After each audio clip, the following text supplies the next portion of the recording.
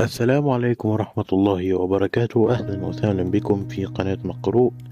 وسنتحدث اليوم عن كتاب نظرات في القرآن للشيخ محمد الغزالي رحمه الله.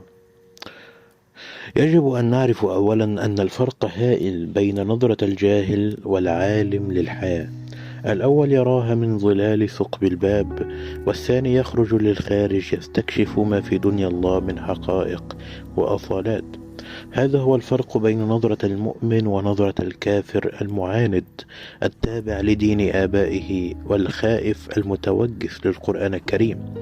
ويجب أن أقول عزيزي القارئ بأنك إذا كنت تريد أن تعمق نظرتك للقرآن الكريم بما أنه كلام الله، يجب عليك أن تقرأ تدبرات المفكرين والفلاسفة والعلماء للقرآن، إذ هم تذوقوا حلاوته وطلاوته. والقرآن الكريم حقيقته أنه سحر حقيقي بكل ما تحمله الكلمة من تناسق بين الألفاظ واللغة والبلاغة، فسحر في أسلوبه، وسحر في معناه المكنون العميق، وسحر في فكرته عن الله والكون والإنسان بما تحمله من تناسق وصفاء عميق وغير تشويش. فهو يصور لك التصور الصحيح الذي هو التصور الفطري، التصور الذي يسمعه أي إنسان فيرتاح له، يفهمه العالم والجاهل.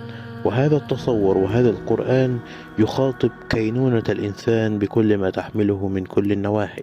فالقرآن أي القراءة لكل شيء، وهو من مصطلح القرن، أي قرن صفحات الوجود في صفحات من الورق، وهذه ظاهره. أما حقيقته فلا يدركه أحد، فهو إن نزل على جبل خشع، وإذا برزت الأقلام لتكتبه لجفت البحار والمحيطات دون أن توفي حقه. وكتاب اليوم كتاب نظرات في القرآن للشيخ محمد الغزالي رضي الله عنه.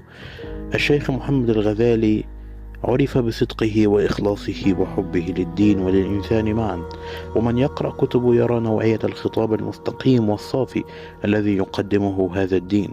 كما أن الشيخ عرف بمحاربته للجهل الإنساني الديني، كما أنه موسوع المعرفة في شتى المجالات الثقافية.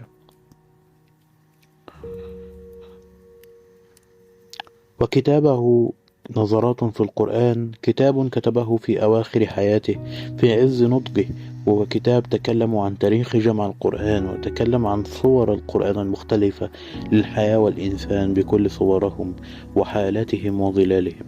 وتكلم أيضا عن الإعجاز النفسي والعلمي في القرآن، أي عجز مخلوق على أن يؤلف مثل هذا الكلام.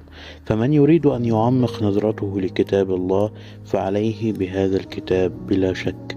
وهذه لمحة بسيطة للغاية عن الكتاب المقروء، أرجو أن تنال إعجابكم. شكرا، والسلام عليكم ورحمة الله وبركاته.